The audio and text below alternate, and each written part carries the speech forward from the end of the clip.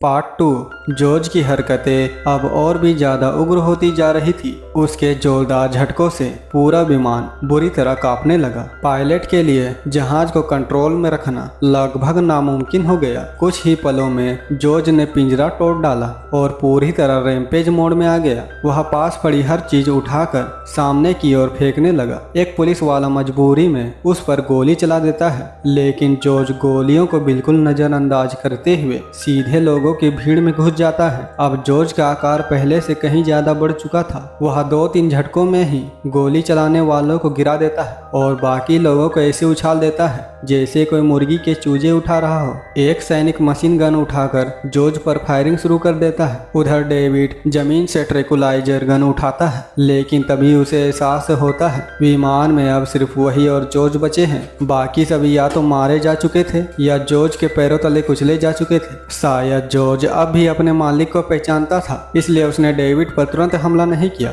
David उसे शांत करने के लिए आगे बढ़ता है, लेकिन तभी पीछे से एक सैनिक फिर गोली चला देता है। गुस्से में जॉर्ज एक लोहे का टुकड़ा उठाकर उसकी तरफ फेंकता है और पलटकर उस सैनिक को पकड़ लेता है। उसी दौरान चली एक गोली विमान में रखे विस्फोटक के बक्से से टकरा जाती है और अगले ही पल एक जबरदस्त धमाका हो जाता है। विमान में एक बड़ा छेद हो जाता है और वह पूरी तरह नियंत्रण खोकर नीचे गिरने लगते हैं। डेविड समझ जाता है कि अगर अभी कुछ नहीं किया तो वह विमान के साथ ही खत्म हो जाएंगे। वह पूरी ताकत लगाकर अपनी महिला साथी को बाहर निकाल लेता है, लेकिन जॉर्ज विमान के मलबे के नीचे दब जाता है और हिल भी नहीं पाता। विमान की रफ्तार और तेज होती जा रही थी। डेविड अपनी पीठ पर पैराशूट पहनता है और आखिरी बार जॉर्ज की तरफ देखता है। तभी एक चमत्कार होता है। जॉर्ज अपने ऊपर पड़े भारी मलबे को हटाकर दहाड़ते हुए उसकी तरफ बढ़ने लगता है। डेविड जल्दी से निगन को संभालता है, जो अब तक बेहोश पड़ा था। जॉर्ज उस पर झपटने ही वाला होता है जैसे ही उसका विशाल हाथ डेविड को पकड़ने वाला होता है। डेविड निगन के साथ विमान से कूद जाता है। इसी बीच निगन को भी होश आ जाता है। डेविड उसका पैराशूट खोल देता है। अगले ही पल विमान जमीन से टकरा जाती है और एक भयानक विस्फोटक के साथ तबाह हो जाता है। जब वे लोग क्रैश साइट पर लौटते हैं तो उन्हें जॉर्ज की कोई लाश नहीं मिलती,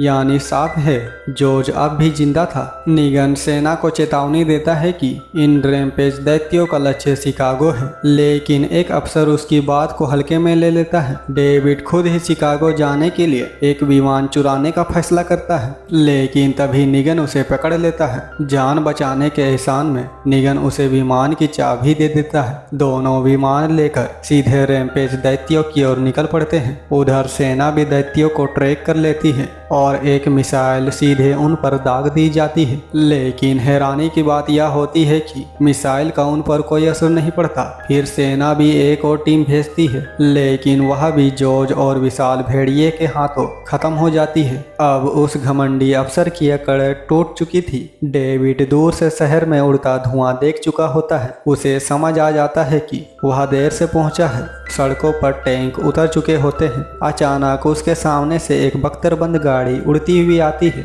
और सामने की इमारत से टकरा जाती है। अब तस्वीर साफ थी। 2 रैम्पेज दैत्य, और डरावनी बातें ये थी कि उनका आकार पहले से भी ज्यादा बढ़ चुका था। उनके सामने कारें खिलौने जैसे लग रही थी। दोनों दैत्य शहर में ऐसी तबाही मचा रहे थे जैसे कोई उन्हें रोक ही ना सके। तेज, ताकतवर और गोलियों से बेअसर इन दोनों दैत्यों को देखकर अब सबसे बड़ा सवाल यही था, आखिर इन्हें रोका कैसे जाए।